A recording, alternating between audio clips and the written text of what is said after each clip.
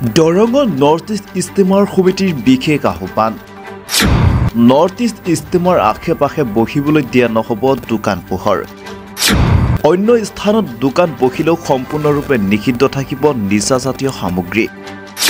খোৱা বস্তুৰ বাহিৰে বহিবলৈ দিয়া নহ'ব কোনো ধৰণৰ দোকান। মই দোকানীসকললৈ আহ্বান জনাইছোঁ যে ইষ্টেমা গাঁৱত কোনো ধৰণৰ দোকান আমি এলাও কৰা নাই। আৰু খোৱা লোৱাৰ দোকানখিনি ইষ্টেমা গাঁৱৰ ওচৰেদি আমাৰ গাঁও আছে চাৰিওফালে, গাঁৱৰ সন্মুখফালত হয়তো বহুত কেইগৰাকী ব্যক্তি ইতিমধ্যে তেওঁলোকৰ চোতাল বা আগফালৰখিনি হয়তো বেলেগ দোকানীক ভাড়া দিছে। তাত কেৱল খোৱা লোৱাৰ দোকানখিনি আমি এলাও কৰিছোঁ।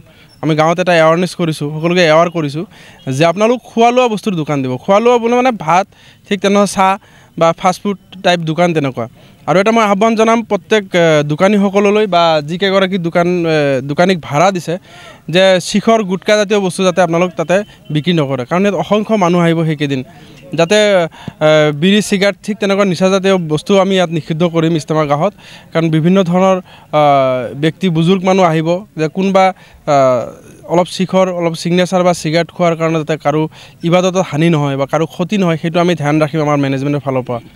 আলহামদুলিল্লাহ খুব ধুনীয়া সঁহাৰি পাইছোঁ। আজিও প্ৰশাসনৰ মানুহ আহিছিলে, সদায় যোগাযোগ কৰি আছে। বিশেষকৈ মই প্ৰশাসনিক দিশটো মই চাই আছোঁ।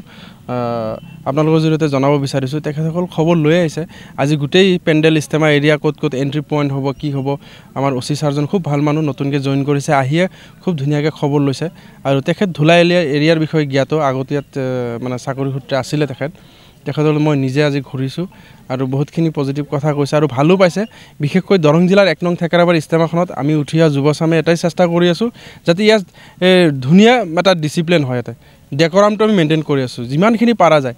আৰু আপোনালোক চবে দোৱা কৰিব যাতে সুকলমে সুস্বাস্থ্যকৰ পৰিৱেশত এইখন ইষ্টেমা পাৰ হয় ইনশাআল্লাহ। হয়, আৰু এটা আমি মেছেজ দিব বিচাৰোঁ অসমবাসী ৰাইজলৈ যে আমাৰ ইষ্টেমাখন এনেকুৱা এটা ডাঙৰ ইষ্টেমাখনো যাতে এটা মানে বাৰ্তা লৈ যাওক যে ইয়াত ভাতৃত্ববোধৰ আলোচনাৰ পৰা আৰম্ভ কৰি ধুনীয়াকৈ আমি যিখিনি ডেকৰাম মেইনটেইন কৰিব লাগে, নিম্নতম ডেকৰাম সেইখিনি মেইনটেইন কৰিম, সেইখিনিও যাতে বেলেগৰ কাৰণে মানে আৰ্হি হৈ থাকে।